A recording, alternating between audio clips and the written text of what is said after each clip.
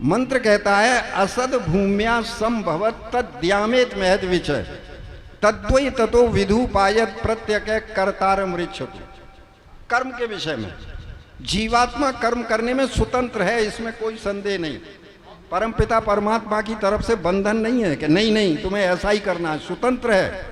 आप अच्छा भी कर्म कर सकते हैं, आप बुरा भी कर्म कर सकते हैं, लेकिन फल भोगने में आप परतंत्र हैं।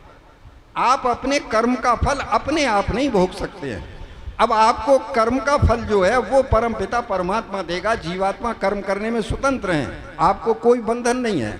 आप यहाँ बैठे हैं, ये भी है, आप ये भी हो सकता है यहाँ न बैठे हैं, आप बाजार में टहलते रहें।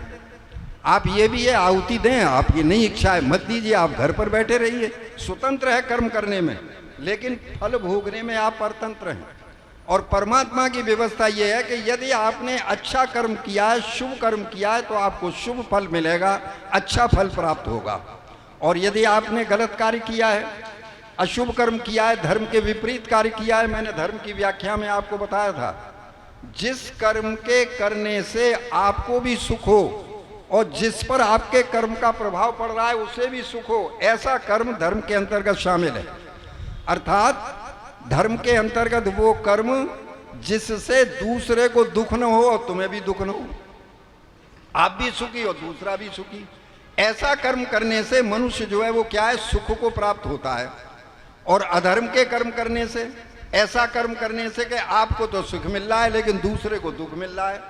जैसे मैंने उदाहरण दिया था कि ये नकली दवाइयाँ बेचने वाले हैं, वो उन्हें तो सुख मिल रहा है, उन्हें तो रुपया कमा लिया है, कोठी बना ली है, कार खरीद ली है, बहुत बढ़िया है, सब कुछ है, लेकिन नकली दवाइयाँ बेच बेच करके उसने हजारों आदमियों को तो मार दिया है। तो ये कर्म धर्म में शामिल नहीं है। हाँ, उसको सुख हुआ है, उसने रुपया कमा लिया है, ठीक है, उसने गाड़ी खरीदी है, मोटर है, साइकिल है, सब साधन है, बहुत बढ़िया, कोठी भी बना रखी है, लेकिन उसने हजारों आदमियों को जो अपने कर्म से मार दिया। तो वेद ने एक बात कही कि आदमी अधर्म के कर्म कब करता है, तो वेद कहता है असद भूम्या संभवत, पाप अज्ञान से उत्पन्न होता है। अज्ञान के कारण मनुष्य अधर्म के कर्म करता है। अगर वो ज्ञानवान है तो शायद अधर्म के कर्म न करे, क्योंकि ज्ञानी जो है वो सोच समझ करके सत्य सत्य पर विचार करके कर्म करता है। तो वेद कहता है असद भूम्या संभवत, अज्ञान से पाप उत्पन्न होता है। फिर क्या होता है कि तद्वै ततो विधु पायत प्रत्यक है, वो पाप जो है महाविस्तार वाला होकर के आकाश को चला जाता है।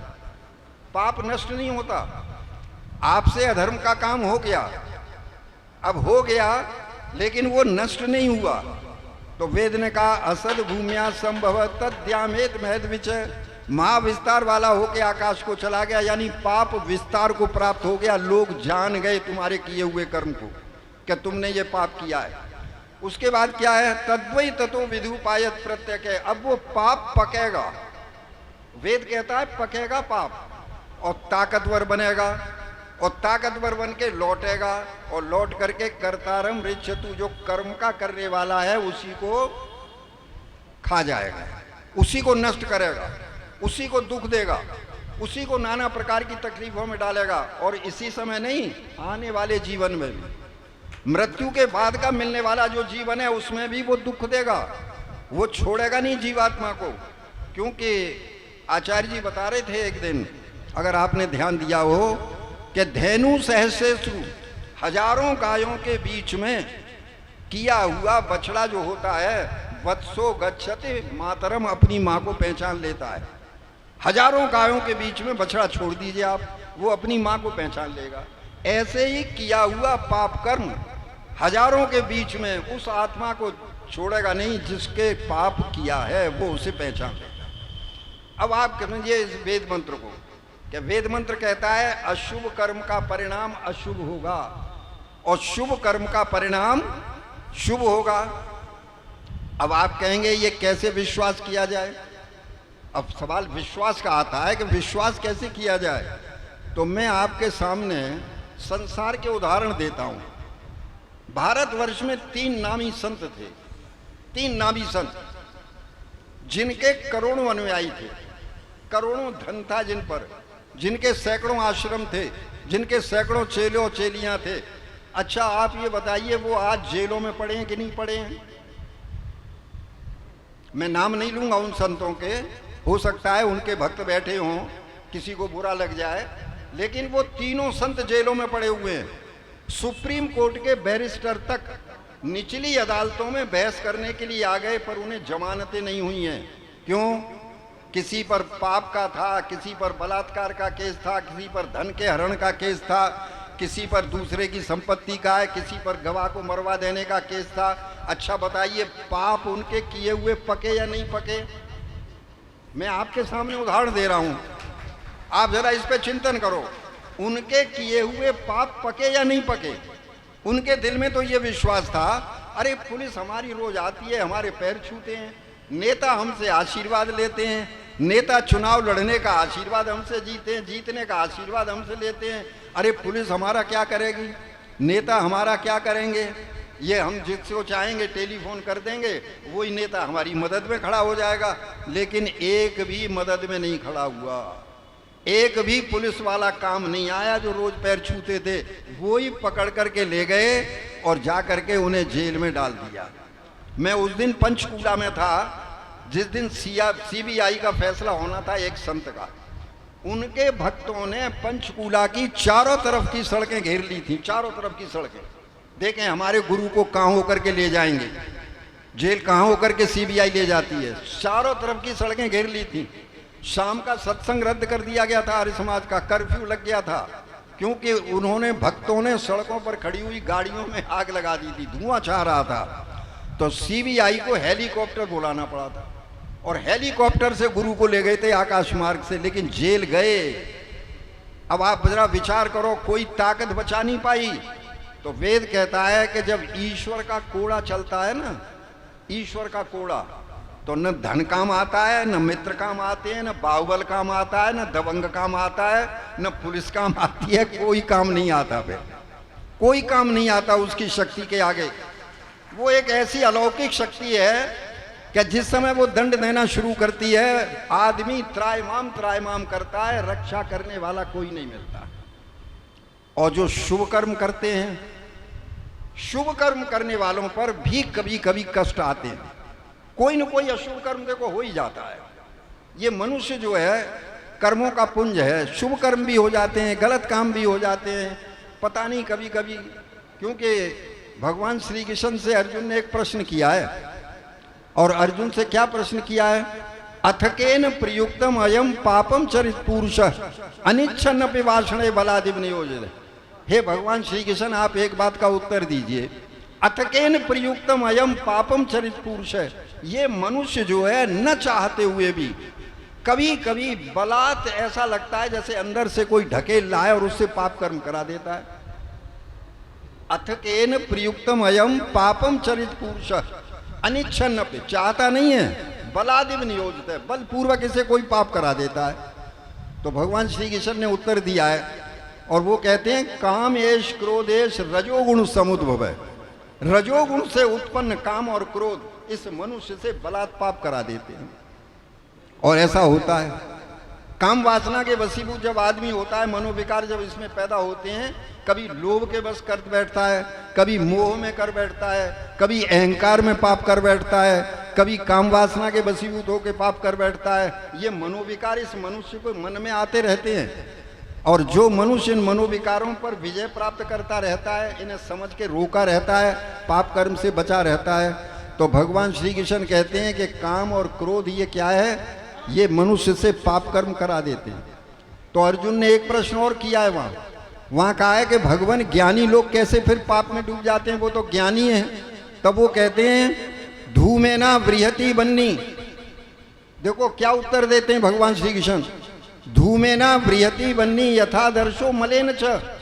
जिस तरह से धुआं जो है वो अग्नि को ढक लेता है, और जिस तरह से धुआं अग्नि को ढक लेता है, मैल शीशे को ढक लेता है, हे अर्जुन, इसी तरह से कभी कभी ये काम और क्रोध मनुष्य के ज्ञान को भी ढक लेते हैं। ज्ञानी होकर के भी पाप कर जाता है, और ज्ञानियों से पाप हो जाते हैं। ये संत अपने को सब ज्ञानी कहते थे, ये सब परमात्मा के भक्त यूं कहते थे, हम परमात्मा हैं, अवतार हैं, हम अवतार हैं, अवतार कहते थे अपने को। और एक संत तो इनमें ऐसे थे, हरियाणा वाले, 1 लाख की टिकट देते थे स्वर्ग जाने की। अच्छा बोलो, अब तीनों जेलों में पड़े हैं, उनकी कोई जमानत नहीं है, बोलो ईश्वर का कोड़ा चलता है तब कोई है बचाने वाला? नहीं है। इसलिए भगवान श्री कृष्ण अर्जुन से कहते हैं कि हे अर्जुन, सबसे पहला कर्म ये कर कि तू इंद्रियों पर नियंत्रण कर। आदौ इंद्रियाण नियम्य सर्वभर्ष। हे अर्जुन, इंद्रियों पर नियंत्रण कर। इंद्रियों पर नियंत्रण करेगा तेरे पूरे शरीर पर नियंत्रण होगा। अगर वाणी पर नियंत्रण है तो शरीर पर नियंत्रण है, मन पर नियंत्रण है, ये तप कहलाते हैं। भगवान श्री कृष्ण ने तप लिखा है इनको गीता में। वाणी का तप है, शरीर का तप है, मन का तप है। इसलिए वेद ने उपदेश किया, कुर्वन्नेवेह कर्माणि जिजी विशेषतम समा। हे संसार के लोगों, तुम 100 वर्ष तक शुभ कर्म करते हुए जीने की इच्छा करो। शुभ कर्म करते हुए, शुभ कर्म तुम्हारा साथ देगा। कभी कभी बहुत विकट संकट आते हैं, बहुत विकट संकट आते हैं। आदमी ऐसा समझता है कि अब मैं शायद बचूंगा नहीं, इस संकट में से कैसे निकलूंगा। लेकिन कभी कभी ऐसी कोई उसे सहायता मिलती है और वो सहायता उसे संकट में से निकाल के बाहर खड़ा कर देती है, और वो आश्चर्य करता है कि मैं तो इस संकट से निकल ही नहीं सकता था, निकल कैसे गया। तो ये कौन सहायता है? ये उसके किए हुए शुभ कर्म की सहायता है जो समय पर साथ देता है। परमपिता परमात्मा के हजारों हाथ हैं, परमपिता परमात्मा की हजारों आंखें हैं।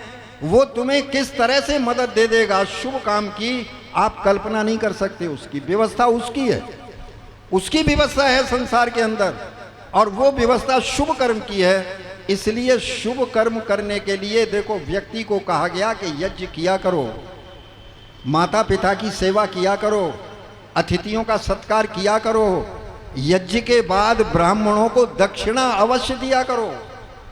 अगर आप दक्षिणा नहीं देते, आप ब्राह्मण के ऋणी रहेंगे।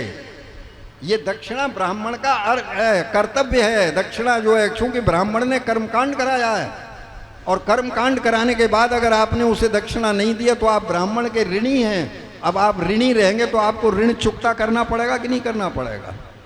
इसलिए दान का भी अपनी जगह पर विशेष महत्व है। दान में और दक्षिणा में अंतर है। दक्षिणा कर्मकांड का प्रतिफल है, और दान अभाव को मिटाने के लिए दिया जाता है।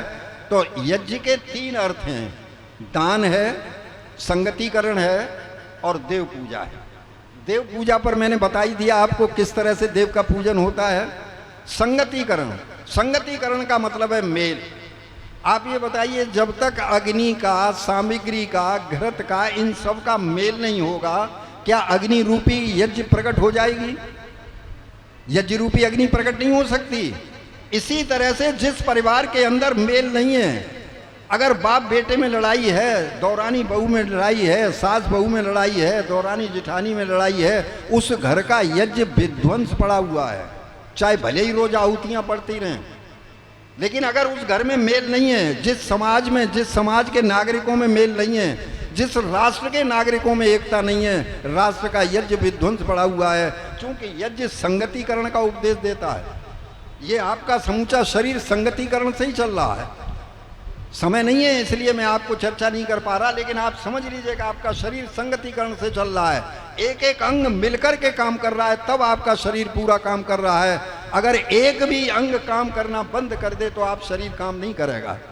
तो यज्ञ संगतिकरण का उपदेश करता है कि संगतिकरण एक बहुत आवश्यक है। तो आपके परिवार का संगतिकरण न बिगड़ जाए, आप अपने परिवार का संगतिकरण बनाए रखना, तो यज्ञ चलता रहेगा। संगतिकरण बनाए रहना, भाई भाइयों में लड़ाई न हो, बहन बहनें न लड़ी हो। वेद कहता है माँ सुसा सुसर, बहन बहनों में युद्ध हो, माँ भ्राता भ्रातरम दूषण, भाई भाई से द्वेष न करे। संगतिकरण। और एक है दान। यज्ञ में क्या है कि दान है, त्याग का प्रतीक है। अच्छा बताइए, आपकी मुट्ठी में यज्ञ लगा हुआ है, आपने मुट्ठी खोली नहीं है। अच्छा मुट्ठी खोली नहीं है तो यज्ञ चलेगा क्या? जब आप आहुति देंगे ही नहीं, आपकी मुट्ठी में आहुति है, चम्मच में आपने घृत भर लिया है, लेकिन आप चम्मच से डालते ही नहीं है, त्याग ही नहीं करते हैं, तो यज्ञ कैसे चलेगा? इसलिए यज्ञ का एक अर्थ है दान, और यज्ञ का प्राण है इदन नमम। इदन नमम मेरा नहीं है। और आप जरा गहराई से विचार कीजिए, आप यज्ञ कर रहे हैं, अच्छा यज्ञ में जो संविधाएं इस्तेमाल हो रही हैं क्या आपने बनाई हैं? आपने नहीं बनाई। परमपिता परमात्मा ने आपको संविधाएं दी हैं, वृक्ष परमात्मा ने बनाए तो आपको संविधाएं मिल रही हैं। अच्छा, ये जो संविधाओं के अलावा सामग्री है, क्या आपने बनाई है? एक भी पदार्थ सामग्री में ऐसा नहीं है जो आप ये कह सकेंगे हमारा बनाया हुआ है मनुष्य का। आपने जड़ी बूटियां परमात्मा की बनाई हुई ली है और उनको मिला करके आपने सामग्री बनाई है। अच्छा, घृत आपने बनाया है क्या? कि नहीं, परमात्मा ने गऊ दी है तो हमें घृत मिल रहा है। आप दूध नहीं बना सकते। कोई वैज्ञानिक संसार का ऐसा नहीं है जो दूध बना दे, कोई संसार का वैज्ञानिक ऐसा नहीं है जो रक्त बना दे। ये सब परमात्मा के दिए हुए पदार्थ हैं। तो वेद क्या कहता है? यज्ञ इदं नमम, ये मेरा नहीं है। तो जब मेरा नहीं है तो किसका है? कि ये समूची सृष्टि का है, परमात्मा का दिया हुआ है। इसलिए यज्ञ में एक भी वस्तु भी तो ऐसी आपकी नहीं है, न घृत है, न सामग्री है, न संविधाएं। अच्छा, आपने वेदी बनाई है हवन कुंड की, लोहे की, इसकी, क्या ये धातुएं भी परमात्मा ने दी हैं? वो भी आपकी नहीं है। अच्छा, आप इस हाथ से आहुति दे रहे हैं, क्या हाथ आपका है?